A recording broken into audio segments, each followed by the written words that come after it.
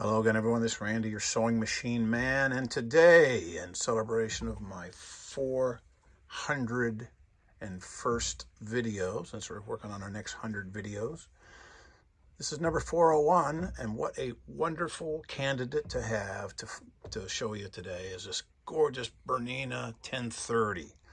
And you know, I'm a big fan of Berninas, but that doesn't mean I like every Bernina they ever made. Nope.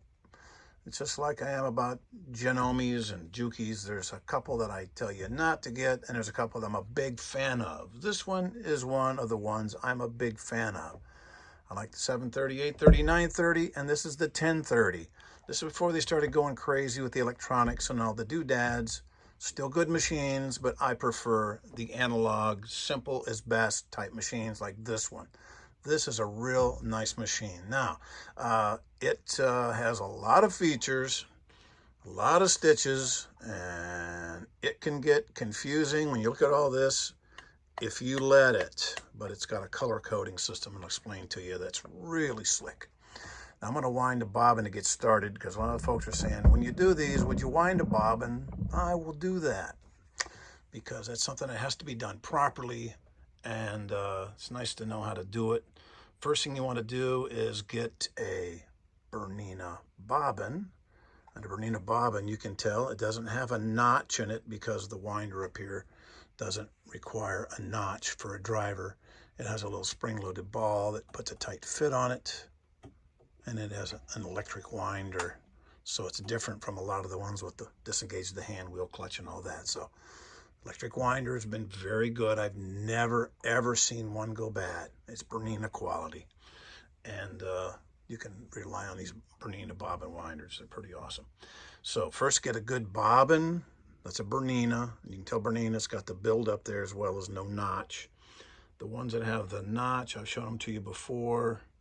For the ones that have the driver, see, you got the notch. And this is a lesser expensive bobbin. It's still a good one. It's a 15 class, and it's not the cheapy ones. But you can get the cheapy ones, and they don't have the sides that are parallel, crisp, well made, and just they go out of the way to make sure their stuff is really nice. And you can tell the quality starting from the bobbin, working all the way up. Because if anything's going to get chintzy, that's going to be the thing that fails on you. So you start with a quality bobbin. It's got the ridges there. That's built up. So when it fits into a genuine, making sure it's my genuine, yeah, it's a genuine bobbin case for a Bernina. A genuine Bernina bobbin case has the latch that you pull it open like so, and it doesn't wobble up and down.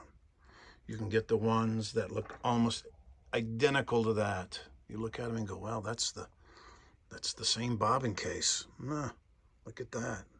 Looks very similar. But you notice over here, instead of having the hinge with the pin going down it, it has just a little thing clamped on there. And look at all that. Lord have mercy, that is an exact wobble. And this will break off. And inside, you don't have the little set screw in there. This has the set screw inside. I'll show you that with the lights. You can see what I'm talking about. When you're looking at your Bernina bobbin case, see that in there? See that set screw? Right there, off to the right of the main hole, there's a set screw, which means this can be taken apart and rebuilt. Sometimes people will lose this screw, fiddling with it. The screw will fall out. They'll lose their deal, and they'll just go online and buy, well, I'll just get another one. They're like $9.95. Well, not a Bernina bobbin case is not $9.95. One of these little chintzy Japanese, or Chinese ones, not Japanese, they're good. But see, there's no set screw on the right there. That's how you know it's chintzy. And when you wiggle this little guy on the side, you go, whoa, that can't be good. No, it's not precision. So you might buy one of these for $9.95 to get the screw and the spring and put it on your genuine Bernina. But stay with your genuine Bernina because this is good stuff. When you put this in there, it's a fit. There's no rattle. There's no jumping around in there because it has the ridges on both sides. It's a nice, snug, compact fit. Okay, we got the bobbin case. Let's wind a bobbin. First thing you want to do is put your bobbin on your bobbin winder. Make sure it's all the way down. Always check, make sure nothing got stepped on or fell and got pinched. You make sure it's not bent. spin it. It's not bent. Okay, that's what I do. You get your thread. All the top load machines are just almost identical to this. They're all going to have a guide. Over here's your guide. And I always take it through the guide, front, around to the back. So it's got a 360-degree contact all the way around. Come over to the right. I'll take it around 1, 2, 3 times. And I'll always, without exception, put it up through one of the holes on the top. And I grab a hold of it, because that's what's going to make for a nice bobbin. See, it's out through the top, and I'm holding that thread. Now I'll engage it, and it'll wind, and it'll cut that thread off. You see it's winding up a storm here. Sometimes I'll guide it, make sure it's doing a real pretty bobbin. Up, down, and there's an adjustment over here for the screw to go up, down. And as it's winding perfectly like that, this over here is pressing against that red thread, and you'll notice when it gets full, what it does is it will kick off. How sweet is that? Right on the money. And you pull it out and you go, look at this. Perfect bobbin. When you load it in the bobbin case, of course I always say don't worry about clockwise or counterclockwise. Talk about slot-wise. Let's look inside here. You'll see the slot. Let's put some light on that so you can see what's going on. There's a slot inside there, which, see it out here. Let me find it. There's the slot. See, the slot goes up underneath a flat piece of steel. The slot is going up, so the bobbin on that side that makes the thread go up is going to go down. Slot-wise, not clockwise. So you see your slot here is going up. I did an earlier video on that, illustrated it. That's going up. So the side closest to it here is going to be going down. It just happens to be going clockwise, but put it in the slot, out the top, and then there's your tension right there. When you hold on to this, it won't fall out. The little prong on the side keeps it from falling out. You open up your flap, put it straight in, front to back, snap it in, release it, make sure it's flush, and then away you go. Now you're going to thread the machine up, and we always tell you step one of threading any machine ever is step one, raise the presser foot. What that does is it spreads these tension discs that are in here, it spreads them apart so your thread can seat in between the tension discs. So step one, raise the presser foot. You come around, catch your top thread guide, you bring it down all the way, it comes out here, you come under, slide it in to your take up, and that's where you always lower the foot and pull, and you'll feel resistance. I always say, like, someone has a hold of it and won't let go. Like, wow, that's a lot. Yep, that's the way it's supposed to feel. If you lower that foot and you pull and you feel no resistance, something didn't get seated properly in there, because you can't see it. They're hiding back up, and you can shine a light in there and see it, but for the most part, they're kind of hard to find. So you got a thread guide there. The needle threads front to back, straight through. Flat side of the needle goes to the rear when you're ever replacing a needle. Push it all the way up to its stop point with the flat side to the rear. The long groove, the double check, will always be facing you. The long groove, and this is always the fun part, is me trying to thread this around the camera. Some days are better than others. Some days you put it through and then yank it back with your finger. Today's a good day. We got it. All right. Always hold the thread under to the rear with your left hand. Take your right hand, turn the hand wheel towards you, not away from you. It'll jam if you turn it away from you. Always turn the hand wheel towards you. And then you'll pick that thread up.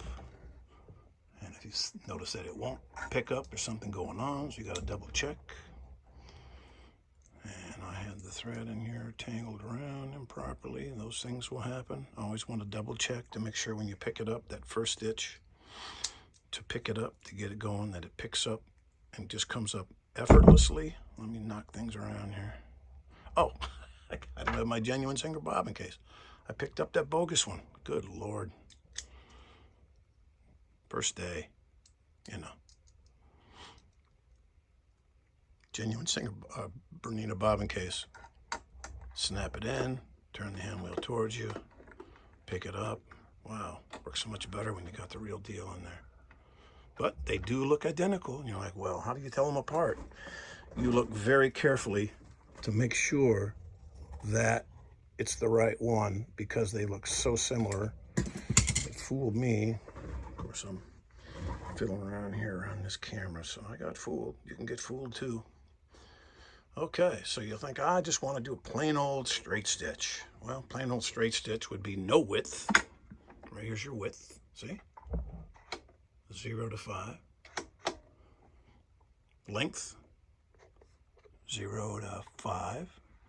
Here's your stitch function up here. Okay, stitch function, straight stitch is going to look like this right here. It's going to be a straightforward stitch, no stretch. It'll be green. So we come down here to our dial and make sure it's on green. That's red, that's green. I have between 2 and 3 on the length. That's about 10 stitches per inch, and it'll tell you right here. Stitch width, 0 to 3 for your length.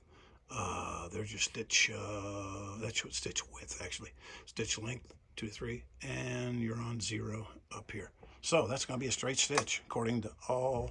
Hold this for your first stitch to take off, and lo and behold, making a beautiful straight stitch.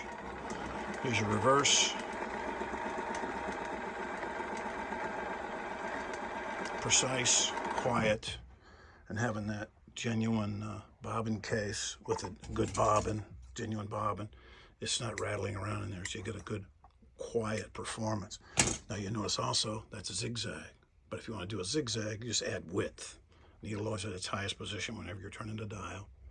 So you go to like 4, and all of a sudden you're going to do a wide zigzag.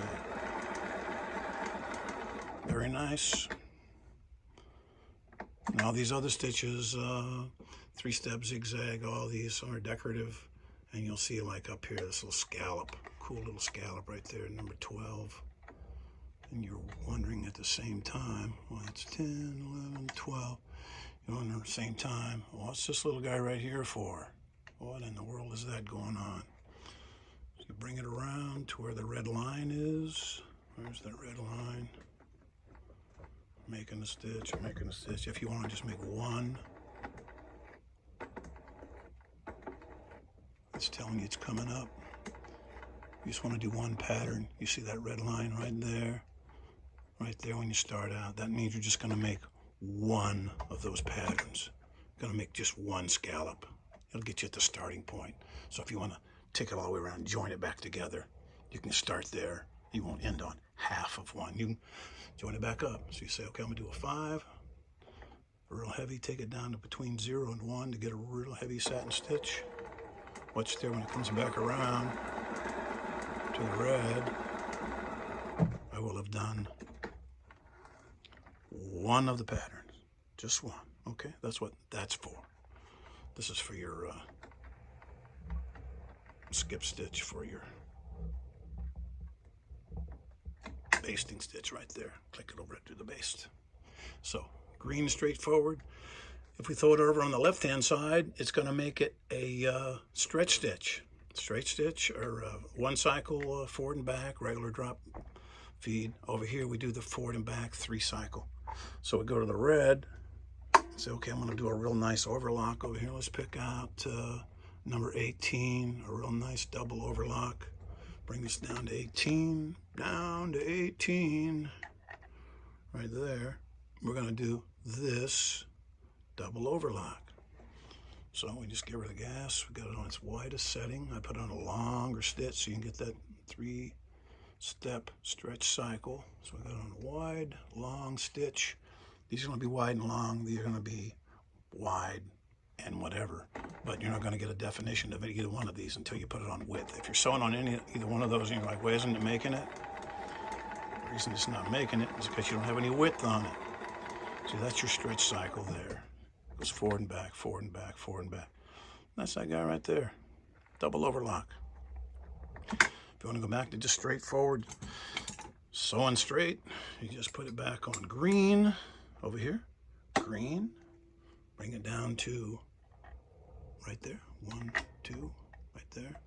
Straight stitch would be no width, 0. 2 to 3 is 10 stitches per inch. And away you go. I'm going to speed it up, but it doesn't next time. So I like to go fast when I do this.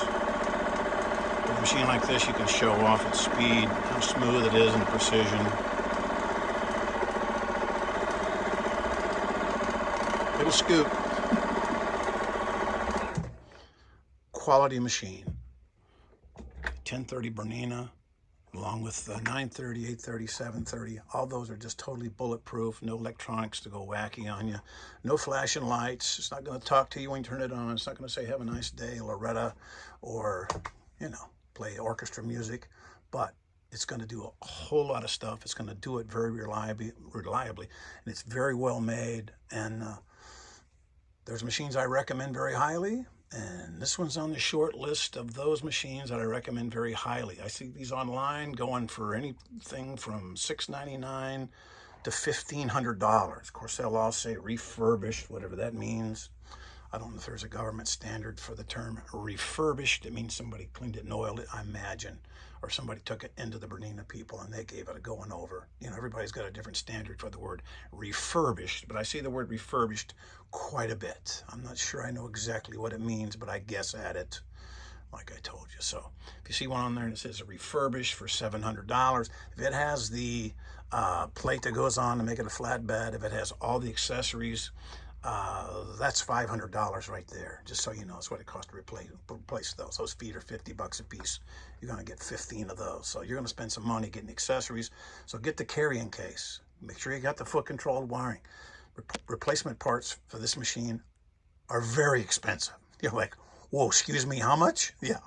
You'll be tempted to get yourself an adapter and get regular low shank feet if you don't have the accessories that come with it. You can do that.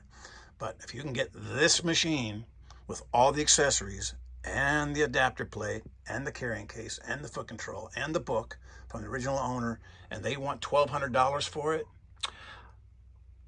I'll take it. Will be the words you'll say. I'll take it. Because that's what they're going for. You never are sorry when you pay a little too much for the right machine, but you'll always be sorry when you get a bargain on a machine that's, how we say in the vernacular, a piece of crap. And there's so many out there that are going to blow up on you, and you're going to pay some god-awful price for them. Or even get a bargain. If you buy the wrong machine, the price is irrelevant. But if you buy the right machine, the price, you know, it might be a pretty good knock to pay $1,200 for one of these, but I wouldn't say it was a bad decision. If you can get one for $750, $600, that's genius. If it's all there and it's been quote unquote refurbished, that would be a bonus. But I wouldn't put much stock in the word refurbished. If somebody's had it cleaned and oiled, when you get it, what you see is what you get. Be careful shipping them; they're fragile. But here's a great little machine. If you get a chance to get one, I'm going to recommend this guy, a Bernina 1030. Thanks.